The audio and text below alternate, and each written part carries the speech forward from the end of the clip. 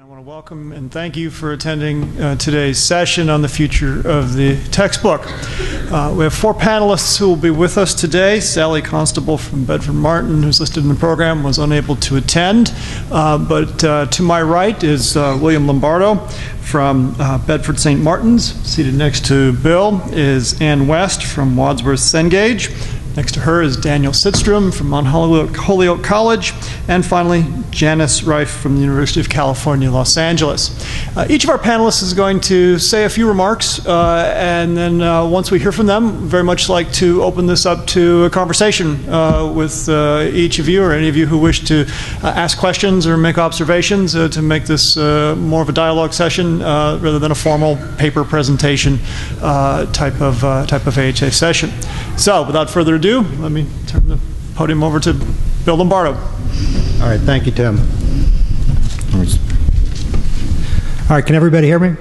All right, great. All right, again, my name's Bill Lombardo. Who I am, I'm the sponsoring editor for American History at Bedford St. Martin's, and what that means, unpack sponsoring editor for a minute, means I do acquisitions.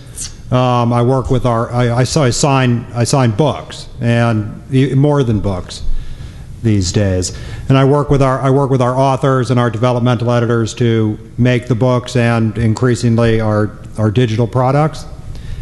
And I work with our sales and marketing team to strategize about how to sell everything we publish. Probably most importantly, I spend a tremendous amount of time traveling around the country on campus, meeting with instructors, talking to them about, and students about what they're doing in the classroom and what they want to do, and in particular what they want to do and what they want to get out of and what they want their survey textbooks to be. Survey textbooks are the heart of what we currently publish and hope to in the future, and it's important to remember that survey textbooks are working books. They function in the classroom. They're not passive. They're not constructed to be passive reading. However many instructors and certainly the students imagine print reading to be. They're actually very active books, but I will offer that the print medium has never really suited the goals of these books very well. So we have a tremendous opportunity now with the digital media that I will talk about in a little bit. But what I want to do, I thought what would be most worthwhile in the few minutes that I have here would be to offer a few observations, a few musings based on my experience talking with instructors about what they want and my observations about the survey textbook market in particular. And while there's a whole range of survey textbooks, I am an American history editor, so I am bringing an American history perspective to this, and I am thinking mostly about the big survey textbooks that you'd use in a general survey course, like the U.S. History Survey, something like that. But it also applies to world history, especially, and Western Civ.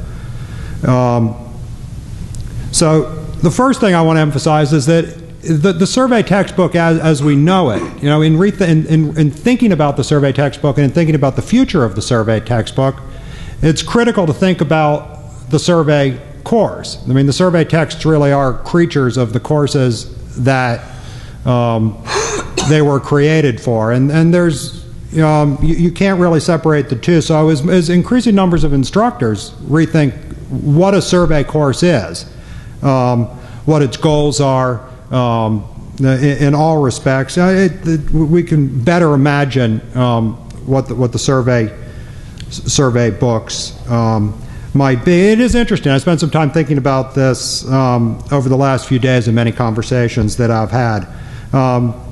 The survey course, as we know it, and the textbook really is an artifact, in a sense, of a particular time and even place.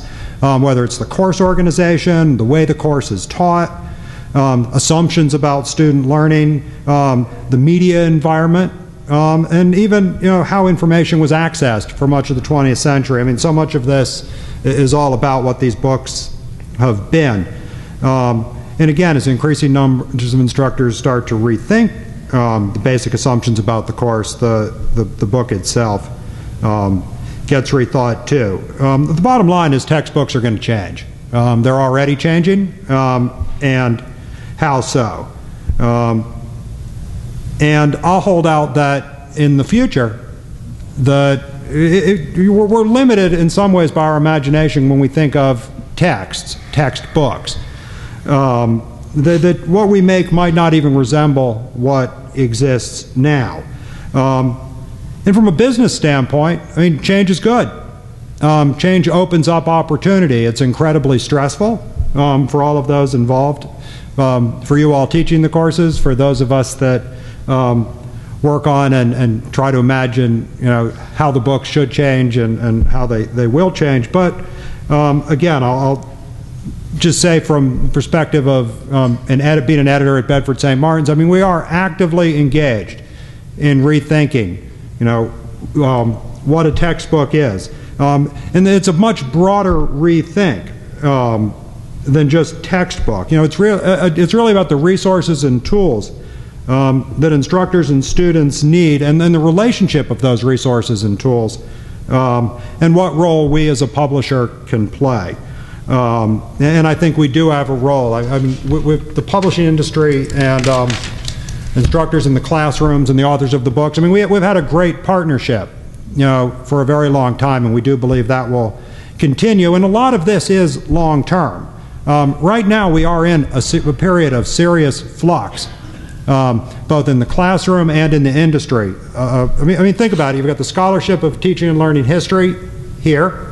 You've got a rapidly developing and changing digital media, somewhere over here.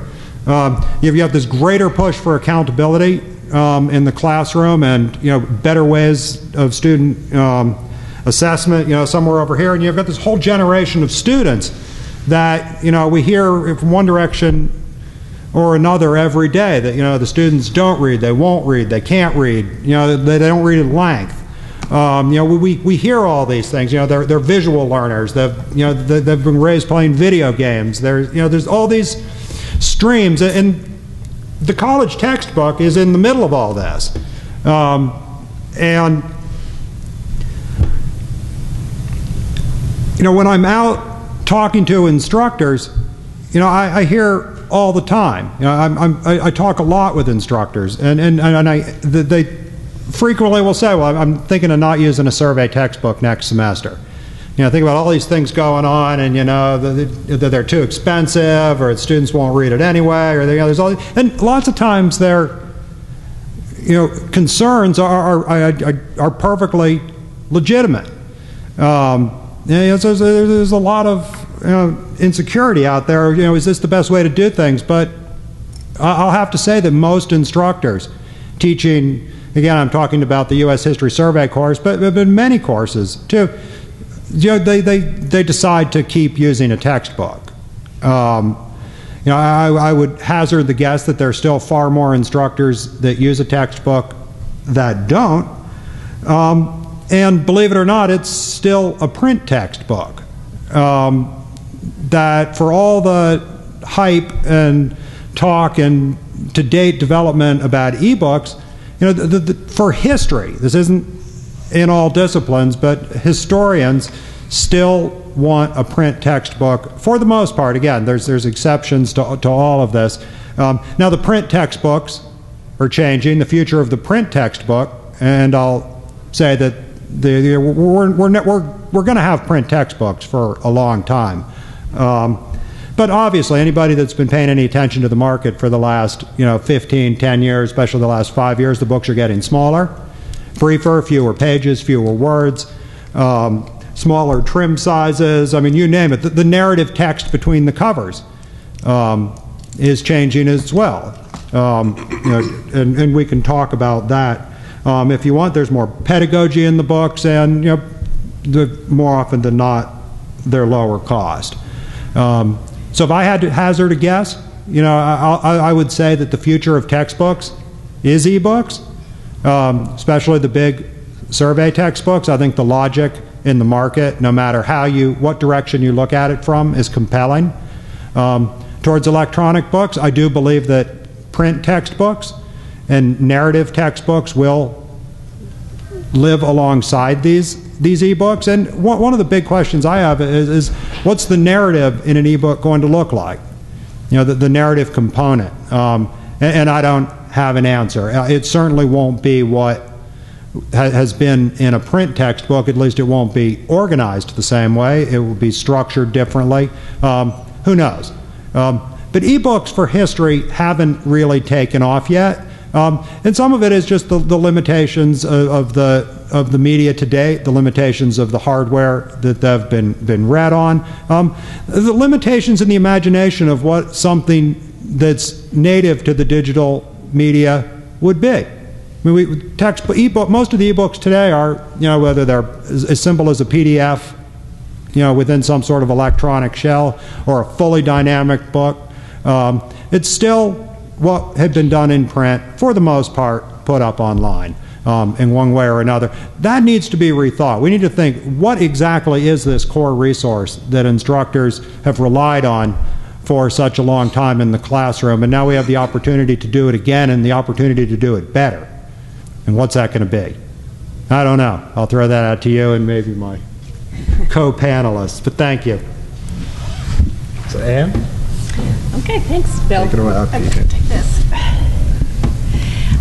So my name's Ann West, and I am the U.S. History Editor at Wadsworth Cengage Learning, so I have a job very similar to Bill's at Bedford. And I thought I'd start out by just maybe putting the printed history text in context with what's going on generally in our world.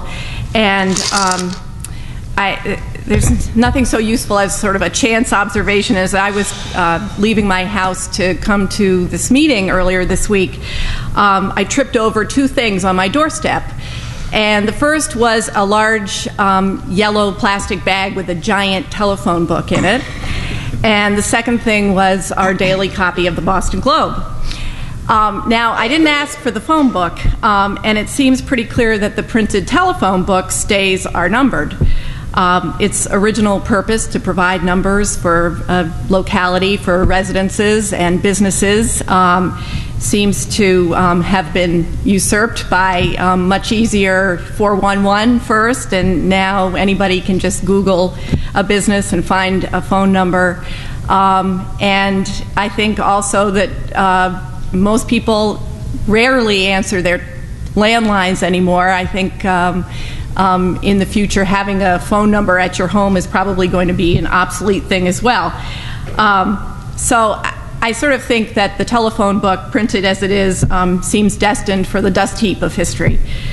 Now, the printed newspaper may be a different story, but it may ultimately face the same end.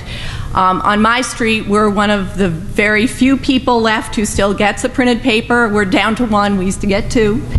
And I'd say I'm in a transition stage. I love to read the paper in the morning over a cup of coffee if I have time.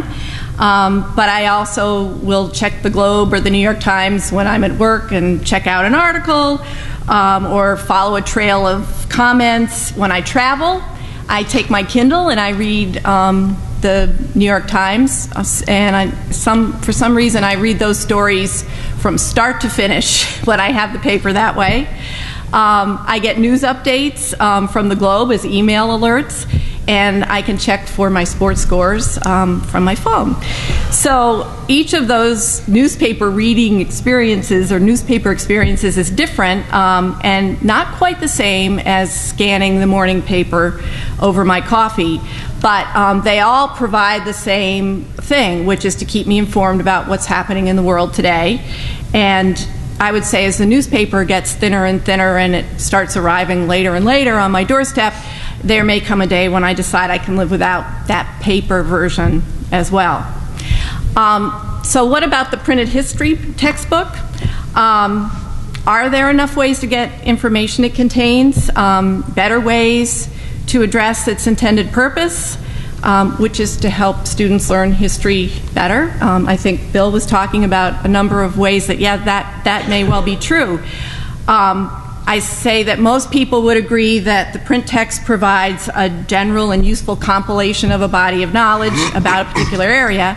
And in history, if we're talking about survey text, it's generally a very broad outline of the major events and people and movements and trends over time. Often a theme or a series of themes can be woven in to help make the larger concepts come alive. If students are paying attention, they may be able to take advantage of that. The way an author or a team of authors frames and carries out the narrative can provide a structure upon which students can build what they've learned. But basically, when we ask instructors why they are still using a textbook, they'll say that it's because they want to make sure their students are getting the major points. They want to be sure there's a balanced perspective. They want to make sure their students are exposed to more content and perspectives than they alone can provide from their expertise in areas of interest. But is that enough for learning history? I think that, as Bill pointed out, there's so much more that needs to happen when you're learning history. Critical thinking is something that every single one of the instructors I talk to says is probably, if not the prime goal, as important as learning the facts. And often that requires a deeper dive into primary sources. We hear from many instructors that they are struggling with a way to figure out how to balance getting through all of those periods of times and still make sure that they have those deep dives into some very specific area so they understand what it is that an historian does. I think some professors have decided that they can't afford to take that time, and I think everybody regrets that when it happens, and they have to just focus on the text and just try to get through the content. And there's another group of instructors, and I think an increasing one, who is saying, well, let's not use the textbook at all, but let's let the primary sources be our main avenue of studying, and they will just shun the textbook altogether and use a lot of other different things. Some people will just say it's not even worthwhile trying to get through the whole U.S. History Survey. Let's just talk about sports in America or women in American history or something like that. But there are, in addition to this sort of whether the textbook can provide that full learning experience, there are more practical complaints about history texts that we hear all the time. They have less to do with the limited ability to engage students in historical thinking and more to do with how a textbook is now perceived. Textbooks are criticized for being too heavy to lug around, too costly, too difficult for students to slog through. We hear this day after day. But amidst these simultaneous trends, there are some very real changes going on in how students are accessing information for themselves in their own lives. And we publishers have actually been producing e-books for over 15 years. The first versions had to be read only on your computer. They looked exactly like the book. They were really hard to read, and students rejected them heartily. Good thing that we didn't have to keep an inventory, because we published e-books for every one of our books, and rarely did they get used. But it seems that the e-books have finally begun to start bridging that larger gap between student reading and engagement, and they're starting to provide a solution that not only addresses price and mobility, but can also address the larger question of how students might learn better.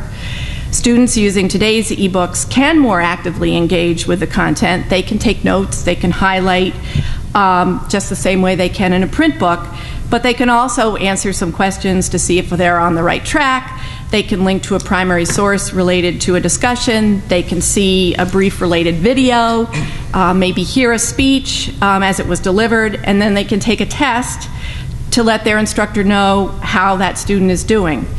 so much more is possible. And I think that's what we publishers are really trying to get at, is the so much more, and that is what makes it very exciting, because there are a lot of other things that we can do when we realize that going online is not just taking the printed book there, but letting it, sort of blowing it out and seeing what else is possible. It's also we're in a much better position now because ebooks are starting to come in different flavors and can be downloaded to mobile phones and to tablets. That's good and bad. Bill alluded to the hardware problem. There's so many pieces of hardware that we want to make sure that what we create can be used on every piece that's out there, and that can be a challenge. Students themselves are still saying that they don't like to read ebooks. And even as recently as this spring, the National Association of Colleges does a regular survey of higher ed. And when they ask students if they had the choice, which would they prefer, some media form or ebook or printed ebook, 75% reported that they wanted a printed book. And that's the same percentage as the previous survey in the fall, and even the same percentage as the one done in the fall of 2008. So you might say, gee, are they changing their opinions at all? Well, I think they're starting to change their opinions in their buying. That same survey looked at how many students were actually uploading a reading onto some kind of a device, and how many students actually owned a device. So in that spring survey, 15% of the students who filled out the survey reported owning an e-reader, which was up from 8% in previous fall. And of those who owned a digital e-reader, the Kindle was the most popular. 52% owned a Kindle, with the Nook, the Apple iPhone, and the Apple iPad coming in around between 10 and 20% each. I think probably after this Christmas, the iPhone and iPad, especially iPad, numbers are going to shift dramatically up. But it's obvious that students are buying those readers now, and they're going to be starting to use them. Certainly, what goes into an ebook is changing. The work we're doing at Cengage to develop online course materials, and the work that's going on throughout the industry really is finally focusing on energizing the book's concepts with student activities that go beyond straight reading and involve them directly with their learning. We're trying to engage all the senses and with media, and yes, maybe even provide some entertainment and games that students can actively participate in order to work through the course. There's a lot of possibility with the things that are sort of the heart and soul of history, with maps, with primary sources, and all of those things. So it really seems clear to me that the existence and increasing development of ebook and online technology can provide a solution for both the active learning problem that we've talked about and the practical perception problem of the big, huge, expensive printed text. And it makes me believe that printed textbooks will evolve fairly quickly into online learning platforms that attempt to provide information and knowledge, but also do it in a much more engaging way. So to go back to my front doorstep, the telephone book went straight into the recycle bin because I can find that content in another way. The newspaper is going to continue to be delivered to my doorstep, but maybe that time may be limited. And for the text, I truly do believe it's the content and the authorship that counts, and if the content can be delivered online in a way that will more fully engage students in their learning, then we should make sure we do everything we can to make that happen. Okay, now I will turn it over to the people who are actually writing the books and using them. It's me? Yes. Okay. Hi, I'm Dan Czitrom, teach history at Mount Holyoke College and also co-author of Out of Many, which some of you may know. We should have had this session at the airport, but I'm thankful that so many people showed up, so thank you for being here. I was hoping that somebody from the Texas School Board might be here too, but I don't think we're that lucky. That's something we might get into later on, but I wanted to say a few things here, and I'll try to be as brief as possible. I want to try to bring a different perspective from the ones we've heard so far from people in the publishing industry. I want to try to offer a perspective of a textbook author and also as a faculty member as well. Let me begin by telling a story. Out of Many came out in 1993, almost 20 years ago, and I've been very fortunate to be not only part of a great author team, but also to be with a press that has managed to survive all the slings and arrows of the publishing business. Prentice Hall, our publisher, when we joined the team, was part of Simon & Schuster, which was part of Paramount. It was then later sold to Viacom. It was then later sold to Pearson's. I don't know who can buy Pearson's, maybe the Koch brothers perhaps. But at any rate, we've been fortunate to have tremendous stability in our editorial and our marketing and advertising folks do so much great work for us. So I'm very grateful, for the success of Out of Many. I think it's a pretty good book, but I think we're also lucky. I think luck is part of all this. But let me begin with a story that takes us back about 20 years. In 1993, when Out of Many first came out, the publishers asked me to fly down to East Tennessee State University in Johnson City to help get an adoption at that school. East Tennessee State at the time was one of the few schools that required everybody who got a BA from the institution to take a course in U.S. history. And so I flew down there, and it was an adventure for me. Met everybody in the history department, and it turned out that our book was one of 3 that was being considered for adoption. What were the stakes? 2,400 copies of the book, which is why the publishers sent me down.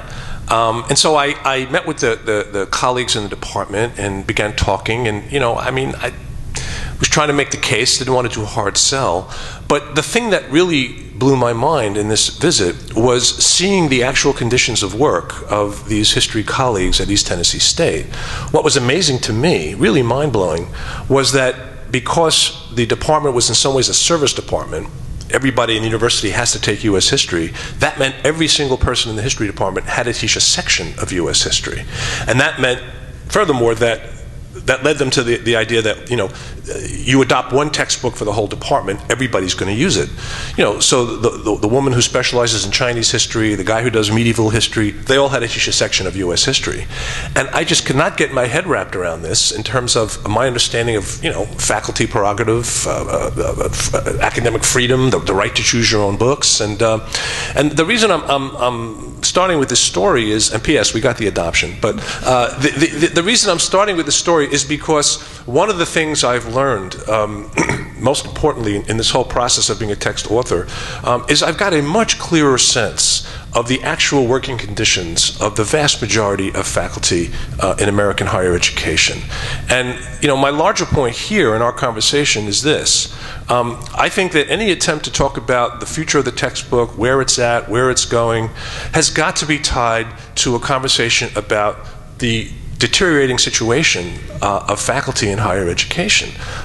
Because the reality is, and this has come through to me in various emails, phone calls, other contacts I've had with faculty over the years, we've got to be thinking about the actual conditions that people work under. So, for example, a person I had been in touch with some years ago taught the U.S. survey at Houston Community College. Right? This person had 350 students, no TAs. This person needs not only the textbook, but he needs the engine that the publishers provide to help teach the course, the test item files, the map files, the website, and so on.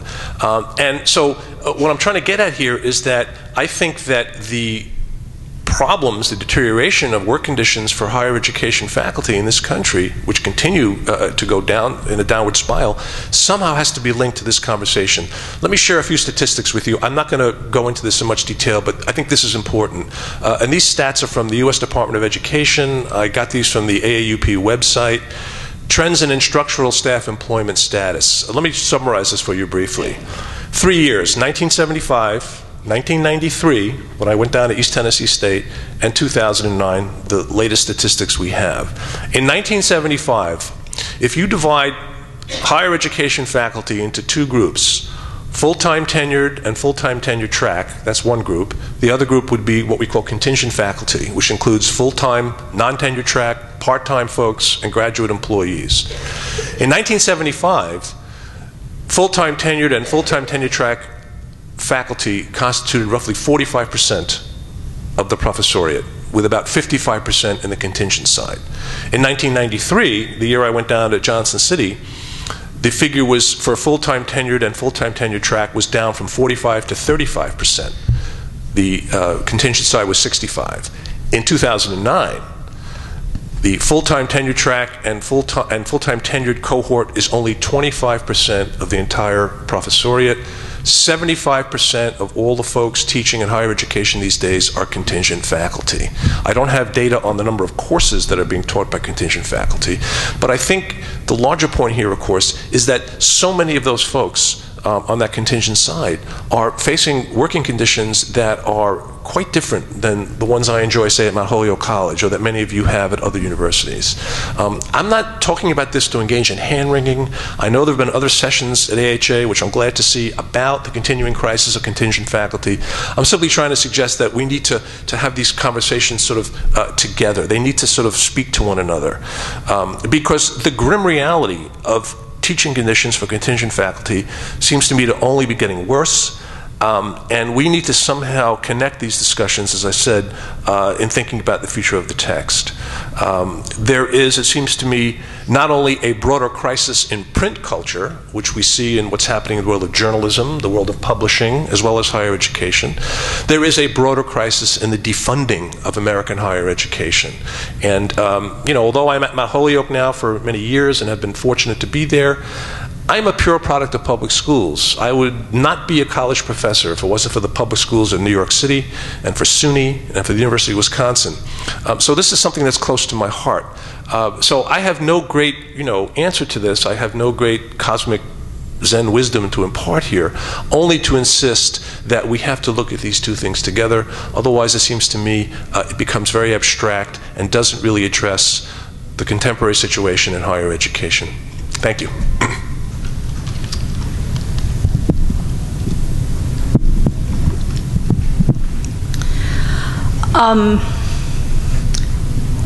What Dan just said is totally right. What can I say? I would just like to begin by saying, in some ways, I'm a very odd person to have on this panel. I have never had a history textbook while I was an undergraduate, nor while I was a graduate student, or even while I TA'd as a graduate student. I really tend not to use textbooks when I teach. The last time I used a textbook in a survey course was for a course in America since 1945. The last time I used it in the American History Survey, which at UCLA is 1900 to the present, I didn't have them buy a textbook. I had them use Steve Mintz's online textbook, which was free and provided enough basic information. Excuse me, I spent time with my 6-year-old nephew last weekend, and he graciously shared a cold with me. The one place I'm most likely to use the textbook, I make it optional, but is when I teach the basic introductory course for graduate students. Because what I find is they don't have a good background in American history as a whole, and we spend a lot of time looking at interpretation. So I suggest to them that they use a textbook to fill in what they don't know, and then I give them Gary Nash's standards and see if they can answer the questions, just as a kind of exercise of thinking through things.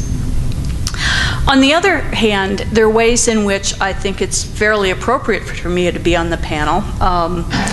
In the past few years, I've had to be on a committee at UCLA trying to figure out how to drive textbook prices down. And I saw this interesting note in the Chronicle. Maybe one of you have a comment on it that said that ebooks cost on average $1 less to buy than actual published textbooks, which kind of blew me away, and thought all those things we were told while I was on that committee was probably wrong. I have the dubious honor of being on the UCLA Learning Assessment Committee, So we're having to deal with all those questions that are starting to be brought up by outsiders in terms of deciding what a course is about and how to measure it. And I just found out on Friday that I get to be on the University of California Assessment Committee for our new online programs. And I think online teaching is one of those things that we need to kind of build into this discussion. I also am increasingly convinced that in ways that I didn't think so before, that textbooks may be more important for my students, in part because of all the other things taking place in education. I'll give you one example that one of the ways the state of California is dealing with the crisis of funding is that we're admitting a lot more foreign students who know nothing about American history. So what I could used to rely on by people coming up through the American history system, that I could at least allude to things and, you know, they knew what Reconstruction was. That's not really a topic they learn in the Chinese public schools. It's also appropriate because I think one of the things I've spent a lot of time doing is trying to think of alternatives to textbooks, how to provide what a textbook does in some ways in a different medium. I think the other thing I'll just add here, because it'll affect the last few sets of comments, is that I've been fortunate enough, being at one of those institutions where we have a lot of flexibility and so on, to have taught, I teach freshmen 3/4 of the year, or one full year, 3 courses. I'm sorry, I'm babbling. A 3/4 sequence for freshmen. But the fact of the matter is it's interdisciplinary. It's team taught by 4 people. So thinking through what a textbook is when you have one sociologist, one literary scholar, one historian, and one person in art history is a really different kind of question. So we've played a lot with what do we have to provide people, and this is a course on a very narrowly defined topic, Los Angeles, but I think it raises some interesting questions about what do students need to know to be able to appreciate what else we want to do in the class. It strikes me that students need a reference. You know, it's amazing to me what they don't know and they're afraid to ask. And so I think that's one of the things that a textbook needs to do, and this is a time to compliment the publishers for thinking of different ways to do that, and the authors who are able to write textbooks that have provided that. Particularly, they also need to have a context for those facts. I mean, the reality is so many of my students think the fact is the key thing, and of course, teaching freshmen, we want to kind of break them of the habit of, so you know that the Civil War started at a particular point in time and ended at a particular point in time. That's not enough. And then it kind of relates to the question of active learning, something that people have raised, and what makes this active, how do you get them to engage in it? And so I've been playing around with an idea that I thought I would just toss out. I'm not sure I will do it, and certainly it's not one that works in a class of 30 or whatever. But increasingly, as we talk about active learning and thinking of the other skills that we want students to learn and so on, we're talking about with the LA course of saying, what if we create our own textbook in a kind of wiki for the class? And we have TAs, we have 240 students, so we have a mass of people who can do it. But really start to get our students to engage with all that information that's out there. So having them define what they don't know, and then having others have to find the answer to what they don't know. Having the TAs work a little bit in terms of having them help define what is good, what is bad, making students think about or what is wrong or what is right, having students think about sources and engage with this as part of the learning process. And whether that would be something that could be extended across classes, if you teach the course 1 year and the next year and the next year, but is an interesting way of taking advantage of a lot of the materials that are out there. And I think this is one of the issues that is of big difficulty for publishers because more and more things are available online for free. So that there are maps that we can get, original maps, we can get maps that have been drawn on, things like that, the kinds of things that we used to only be able to get with publishers. You can now, somehow mysteriously, they've shown up in wikis, in Wikipedia, or in a whole variety of places. And is there a way to think about the active learning that Anne is mentioning for students in terms of games, in terms of some entertainment and so on, in a way that turns it around and actually has them be active scholars in the process, and to build on that? I have no idea whether that would work.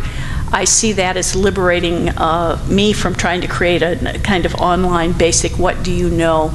But it also then raises the question of how do we think about text references and context within this vastly evolving environment that is not just being shaped by the relationship between contingent faculty and tenure track faculty and so on, but the places in which they have to do that. I mean, because the online world and the kind of blended instruction and so on, I think, is increasingly a huge part of the structure of how we're thinking about teaching.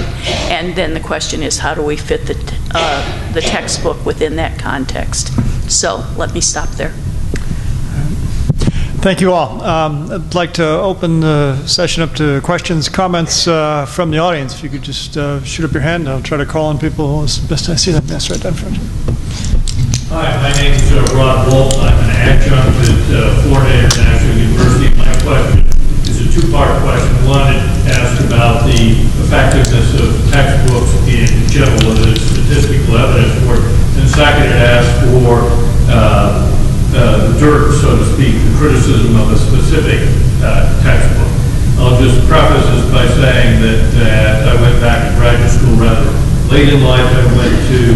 I had my undergraduate school back in the 60s where we had textbooks for everything, and in the courses I've taught, and I've been taught both as a graduate student and now after getting my degree for about 11 years now, I always use a textbook. But the particular school I went to, and I went to Florida International University, was fairly new school, started in the 70s, largely social historians, utterly hostile to textbooks, and generally did not use textbooks. But I've nonetheless used them for the very reasons that have already been mentioned here. First of all, students not prepared, particularly at our university, many with a foreign background, some don't know the difference between blue and gray, north and south. So just starting to talk about Reconstruction is useless. Concerns about my own self. I'm very much a traditional military political historian, and I'm concerned that I may not be covering enough women, African Americans to satisfy the students. But I'm just wondering, no one's ever come and said, well, you're just an adjunct and you can't use a textbook. But I'm wondering if that day will come, and I'm wondering if I have some ammunition to rebut that. I'm wondering if the manufacturers know some states that maybe where the history teachers have to take a state exam after they graduate to be able to teach history. We don't have that in Florida. If it's proved that the effectiveness of history textbooks are such that the students who use those have a better pathway. And the second question I have is about a particular book that I use for the history survey, which is the Tyndall Shy American History from Norton. What is the particular criticism? I may not change my mind, but in graduate school we go through all these other historians and we criticize this guy and learn the dirt on this person in this theory. We don't do that with textbooks, and I'd at least like to know what the criticisms are of a particular textbook that I use. One thing I can say briefly about the second question, I'm not going to touch the first one, but seriously, the Journal of American History has been having a special section on textbooks and teaching on recent years. I think they have a feature every March on that issue. I would suggest you go back and look at those because they're actually quite good. They're review essays, good historians looking at anywhere from 5 to 10 textbooks and addressing how they look at particular themes. How do they deal with the history of women? How do they deal with the history of mass media and popular culture? How do they deal with African American history? That sort of thing. And there's some really pretty good criticisms in there. So that's one specific thing you might want to look at in our leading journal, in American history anyway, that might give you some of what you're looking for. I would second that. I think that's a great suggestion. I don't think Bill or I would feel comfortable sharing, what we think is good or bad about a particular book here, but better to get from other historians who have looked at, across a number of different topics and themes and see what they thought. As far as the sort of efficacy of textbooks, I don't know of any studies that have been done sort of broadly to say, yes, the students who used, a survey text did this much better than the ones who did something else. I think because most schools and most instructors are doing something different, it's very hard to come up with a real, controlled study to do that. I think it would be great to see it happen because I think it would help us immensely with figuring out what to do online better. But I don't know of anything. Oh, no, I agree. I think that information is, departmental. It's very local. It's not something that has ever been, so far as I know, tabulated or collected in any way. So that's... Yes. Because several of you spoke about games, I'm really interested in what could students learn playing a history textbook game. And I'd like to hear Dan tell us whether we can imagine out of many a game. Oh my God. That hasn't come down the pike yet. I mean, as some of my colleagues here have pointed out, the textbooks have expanded in terms of what they offer, obviously the web connections, various bells and whistles, which often get ditched after an edition or two if they're not, not working or not helping to drive sales. Out of many the game, I don't know. I tell you, I become more conservative the older I get about what we can do and what we can try to achieve. And I'm actually, I think facts are important. I'm all for critical thinking. I'm all for new synthesis. I'm all for, these innovative things. But I tell my students this story. Maybe some of you remember this moment about 2007, 2008. George Bush's last press secretary, Dana Perino, was at a press conference, and a reporter asked her a question. It was about Cuba, and he referenced the Cuban Missile Crisis. And she said she didn't know what that was. Now, this is the press secretary of the United States of America. And I use that as a cautionary tale for my students. Do you ever want to be in that position? I mean, no, I hope. I'd have to be convinced, to answer Holly's question, that the game really had some value added, that there was really something that was not available in the traditional text or the websites. I mean, the websites are starting to seem traditional now, right? So I don't know. I mean, when our book came out, the web was not a factor. A lot of people were still not using email yet. It seems like a different era. So I don't know. But if somebody out there is a game developer and wants to, make a deal, let me know after the session. I'll speak for a second on the game question, and I'm not going to talk about any particular book, but I do think there are things we can learn from video games. I mean, I have my own examples. I have an 11-year-old son, and he spends an inordinate amount of time, more than I would like, on Xbox Live and other sorts of games, and there is something to the attention that the kids will pay to doing the same thing again and again and again and again and again, which they certainly don't seem to do with their college textbooks and many of the materials that we wish they would pay more attention to. Getting it wrong, doing it different ways, and then ultimately getting it right and moving on to the next level. And so what there is to learn from that, I mean, out of many, the game is never going to be Call of Duty or Grand Theft Auto, or it's never going to be that engaging if you're into that sort of thing. But there is something to learn. What that is, I'm not sure. But there's definitely something there. So.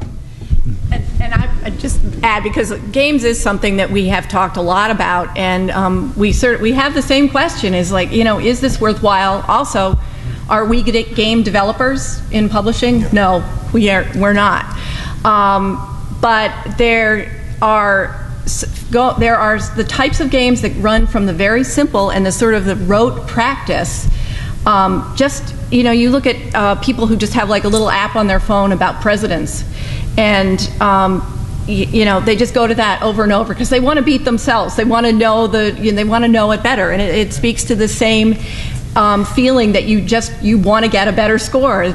And it doesn't always translate into the course. And somehow, if we can capture that, but then I think there are also the more involved types of games that might be sort of simulation based, and we've looked at a lot of different things. We haven't solved that one, but any time that we've come up with something, even put yourself in this position, and there various role playing kinds of things, we get a lot of interest from people. It's very complicated to do it right, but it's the kind of thing that we would really love to be able to do well and to incorporate. Black sweater, and then I'll go to the gentleman behind her in the yellow. So. Just two anecdotal things that may or may not help you, and then one question. One, I am part of an iPad technology group in my community college where I work. We're trying to bring iPads, smartphones, that sort of thing constructively into the classroom. And so what I've done the last 3 semesters is I have all my students at the beginning of the semester, and this is a good deal of true freshmen and older students who come back, non-traditional students. And of those, and in each classroom, anywhere between 80 to 90% have some sort of smartphone technology, or they have access to an iPad. So either Droid platform or iPhone. And I offer them a choice every semester between an ebook version of their textbook and their hard copy textbook. And even though I explain to them it's significantly cheaper, it's a rental, I'll teach you how to use it if you're unsure, all of that support is available to them. No one has chosen to go with the ebook. Everyone chooses to go with the paperback, which I found interesting. And I've had 1 or 2 kids ask about the ebook, but they've never actually used it. They've never purchased it. And what that means, I don't know, but I thought I'd pass that on. Secondly, when it comes to the gaming information, we do use, I use a software in school, and right now the name is going over my head, but where you can create, like, Who Wants to Be a Millionaire version of questions about each chapter. And then I can post that on my course management software. My students can use it to review the chapter. And they do seem to use that. I need to expand that more, but that seems to be of interest. When it comes to popular games, I do give my students, they have projects every year, every semester they do. I do give them the option of looking at popular video games today and seeing what's historically accurate and what's not historically accurate, what's going on in those games. And for example, I'll have students who always say, oh wait, that poem really existed? I see them in this particular game. And that's interest in, I teach ancient world history, so it can be very hard to get their interest into Sumerians or someone like that. And then the question I was going to ask is, the vast majority of my students, at least 50% of my students are ESL and ELL in my classroom, and about 25% more are born in the U.S., this is their primary language, but they're exceedingly low level. And because, I teach just outside of Detroit, so we have a much poor public school system there. And so one of the problems that I run into consistently with textbooks is my students have absolutely no idea how to even begin to use a textbook, to begin to read it, and when they're reading it, it makes less than no sense to them. So they come into class, and we have to talk more and more about, most of my class ends up unfortunately becoming not a summary, but an expansion of what they've read. And so while I really want to bring in more primary sources, they can barely read modern English, let alone if I try to bring in anything more advanced. So that's been something that I've been struggling with, trying to bring more art history in, more objects to try and pull it out where we're bringing in more visual learning than straight up text. And I'm wondering where the textbooks are, if you're looking at that as an issue, because, Janice, as you had said, you're having more and more foreign speakers in your schools, and I'm seeing that as a trend throughout the United States. Not only foreign, but like I said, people coming from public schools that maybe aren't fully prepared. So I'm just curious what your feelings are on that as a textbook. Well, I'll just start by quickly saying we do. I mean, that kind of has been the big focus. The textbook started out being mostly words on a page, and then finally we began to put in some color, and we started to add some images, and then there are focus questions and vocabulary terms, and so that's one of the reasons they've become so big, I guess, is we have added a lot into them, but to make them more interesting and also to provide those handles, it's something I don't think we're going to give up on as we also move into online. I think it's going to be kind of a simultaneous process of continuing to think about that. Vocabulary is certainly an issue, and I think probably of all the publishers here, there are some books that spend a little bit more time on the pedagogy and helping students with vocabulary than others that are sort of really meant for a very diverse student body. But it's also something we'll certainly concentrate on with online materials as well.